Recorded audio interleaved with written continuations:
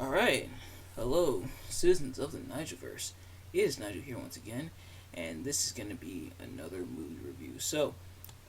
We are beginning a new saga of movie reviews here, looking at the X-Men movies. The thing about the X-Men movies is some of them I've seen, some of them I haven't. And some of them I haven't seen in a while, such as this one, because of course we're starting at the beginning, starting with X-Men, which came out in the year 2000. Yeah, so going back to watch these movies. I imagine there will be some bad, but also a lot of good. I feel like between the X Men movies, the start of the MCU, although that wouldn't come until 2008, the Spider Man trilogy around this time, and the Dark Knight trilogy, which I reviewed, so if you haven't already, go check those out. I feel like those are what really brought people back into superhero movies. For a little bit, superhero movies were almost in a rut. There was stuff like the Batman and Robin, which wasn't too long ago. At least in terms of this timeline.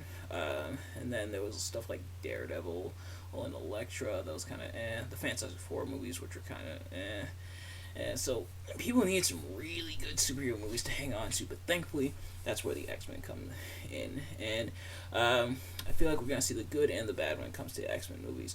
But starting off with the inaugural X-Men movie, we're gonna talk about here.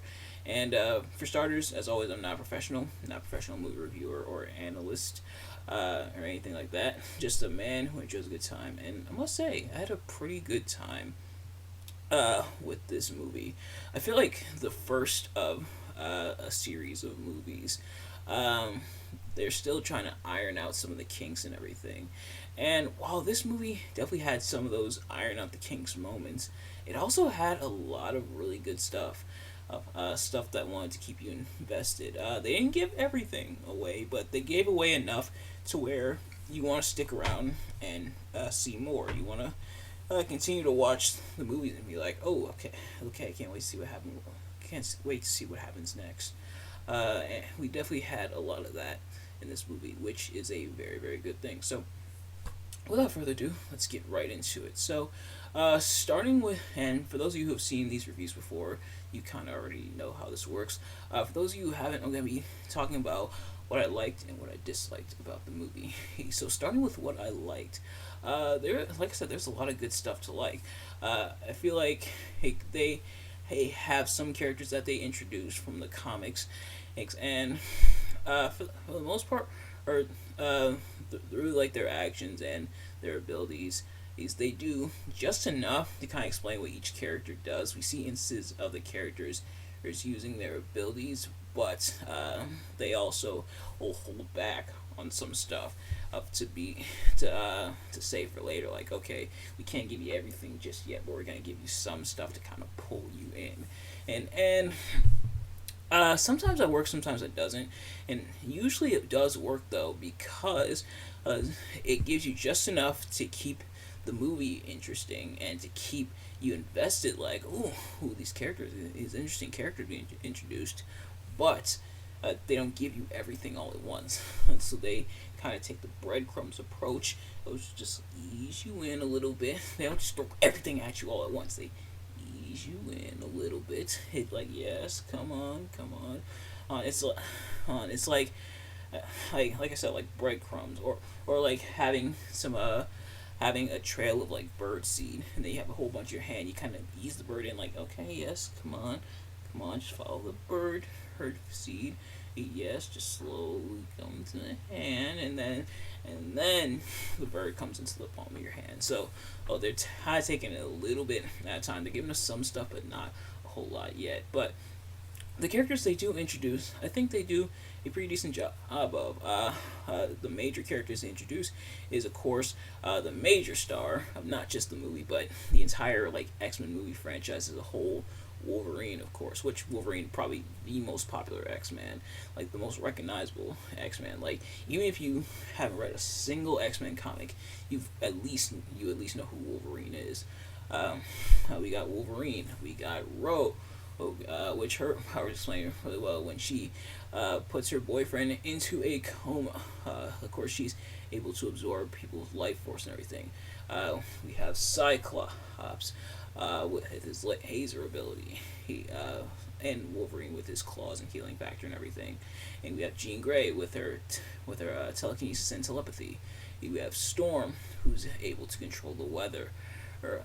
We have Professor X, who's also a telepath. Now, that's a common misconception with Professor Xavier, or Professor X, however you refer to him. A lot of people say, why can't he move his legs? Isn't he a telekinetic? Doesn't he have telekinesis? Not quite. Now, sometimes he's depicted as having telekinesis, but normally Professor Xavier has telepathy. Two very different things. Telekinesis is being able to lift things with your mind and everything. And telepathy, however, is being able to read people's minds and thoughts, and talk to people through their thoughts and everything. Professor X is a telepath, not telekinetic, but a telepath. And we also have some minor characters that are kind of mentioned, and you may or may not know who they are depending on how much you read into the comics and everything. For example, we see Pyro, which I thought was interesting. Obviously, Pyro, the kid, lights a match in his hand and then manipulates the fire and everything, because Pyro has pyrokinesis, where he's not able to create fire, but he is able to manipulate it. But it was an interesting choice, considering that Pyro is usually a part of the Brotherhood of Mutants, but here he's depicted as one of the students in the school, and therefore by extension one of the X-Men. And so, interesting dynamic there. Maybe he'll join the Brotherhood later on. I'm not entirely sure, but we also run into Bobby Drake, aka Iceman, and his ability to generate ice. And I know Iceman does have a bigger role later on in the movies and everything, but yeah, so we're introduced to these characters, we're introduced to their powers and everything, so they do a pretty decent job establishing the heroes, but they also establish the villains. So we have Magneto, of course, the major X-Men villain, of course, Holocaust survivor and everything, who's able to manipulate metal. He's the master of magnetism, so he's able to manipulate metal and everything. And we see that, and not just with the doors as his parents are being taken away, but we also see him manipulating Wolverine, stuff like that. We see Toad, who has, of course, a long tongue and everything, and pretty much the tendencies of an amphibian. We also have Sabretooth, with, of course, similar powers to Wolverine, and, of course, Wolverine's natural enemy. But we also have Mystique, the shapeshifter. So, showing these characters, establishing their powers and everything. So the hero side and the villain side, everyone's established. It's, like I said, not a whole lot, but just enough to be like, okay, here they are, or now you've been introduced to them. Now, not just throughout this movie, but in the other movies. Now let's explore them. That breadcrumbs approach definitely works.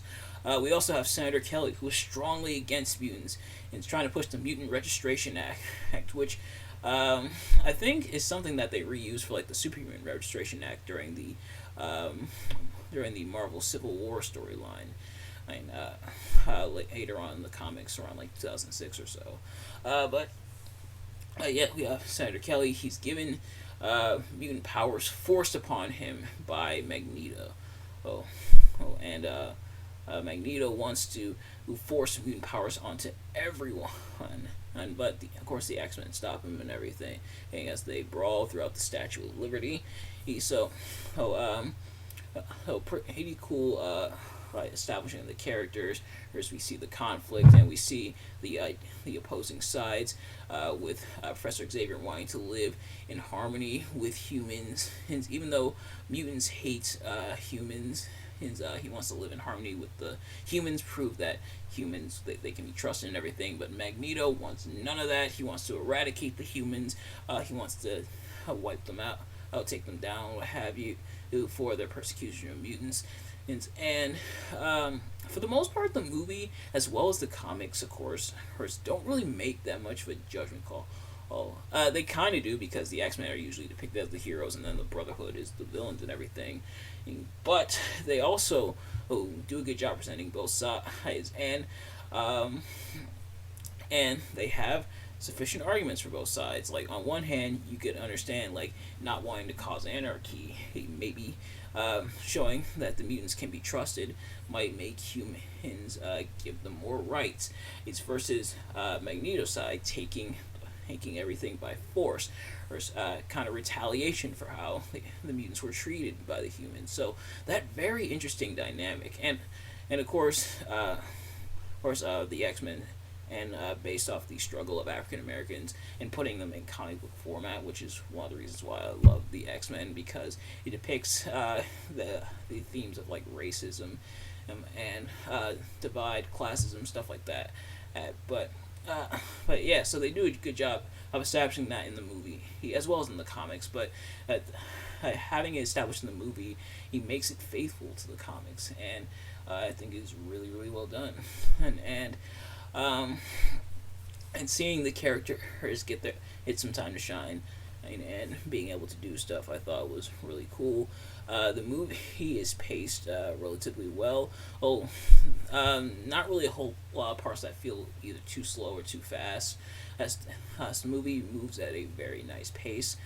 And the effects for 2000, a lot of these effects, not all of them look great, but a lot of them actually look pretty decent, pretty competent, and for the time, which is actually very impressive. Which that's one of the things I like, is when a movie has effects that are ahead of its time.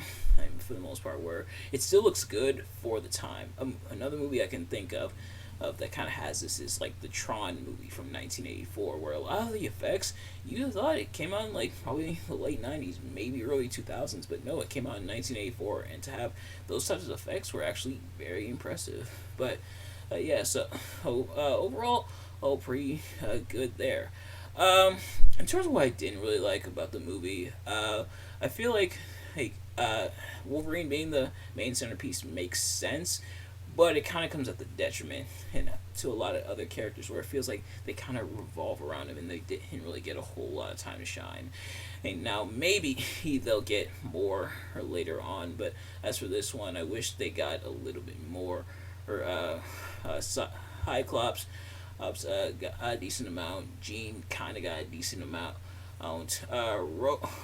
Storm, Rogue. I wish got a lot more, especially on like Rogue's part. Or I guess she was studying with like the students and everything, and she is central to the villain's plan. But I do wish she got a little bit more. But maybe that's just me. And some of the effects do look kind of weird for the time. But to move on to the big issue that a lot of people have, and it's kind of been a point of debate for years when it came to the X-Men movie, is Hugh Jackman as Wolverine. More so physically. Now, the thing is, Hugh Jackman, and he definitely pulls off like Wolverine, and his like ferociousness and his tenacity, especially in the later movies, but he pulls that off, and Wolverine's kind of like loner, almost don't care attitude. But physically, Hugh Jackman looks almost nothing like Wolverine. Aside from like the hair and the sideburns, Hugh Jackman is way too tall, but also way too skinny. Hugh Jackman, of course, he works out and everything, and he has some size, so he bulks up and everything. But the thing about Wolverine is he's very short but muscular. Wolverine is about 5'3", meaning he's shorter than me, which is kind of a rarity. Well, actually, I'm about like 5'8" or 5'9", but Wolverine is 5'3". He's very, very small. He's about he might be about the same height, or perhaps a little bit taller than Ariana Grande. I tried looking up her height for reference. They say it fluctuates not fluctuates, but they say it's somewhere between. The thing is, because they're unsure, it's somewhere between 5 foot and 5'3". But Wolverine is about 5'3", which, if I'm not mistaken, I believe he might be either the same height or a bit shorter than like Rey Mysterio. But yeah, Wolverine is small, but he's also muscular. He's like big, like muscles on top of muscles. The thing about Hugh Jackman though is Hugh Jackman is 6'2", so way too tall. And not as muscular as Wolverine. Like Hey, the thing is, Wolverine is very muscular, but it's also very cartoony. So realistically, it'd be hard to gain that physique. But I think a lot of people kind of let it go, because of how Hugh Jackman acts as Wolverine. Like, even if he doesn't have like the physical, even if he doesn't have the physical part down for Wolverine, he definitely acts like Wolverine. Like I said, in his mannerisms, in his talking and everything, he definitely acts like Wolverine. But, but so people kind of just let it go, and I kind of did as well. Like, well, I was a kid when these movies came out, so I didn't really care. But I feel like majority of people let go, and it's only the comic fans that were like, "Hey, wait a minute." but but honestly, it is kind of weird how they picked this tall, not as muscular dude to play him, but he acts so well as him that a lot of people forgave it. But nevertheless, that's going to do it for this review. Thank you all so much for watching. I hope you enjoyed. If you did, please do me a favor. Like, comment, subscribe, share it with your friends, turn on post notifications so you know every time I upload a video so you can see as soon as it drops. Let me know in the comments below. Are you excited for me covering the X-Men movies? What'd you think of this movie? What'd you think of my review of the movie? Did you dislike the movie? Did you dislike my review of the movie? And also, who is your favorite X-Man? But nevertheless, that's going to do it for this episode, or this review, I should say. Thank you all so much for watching, and I will see you guys later. Peace.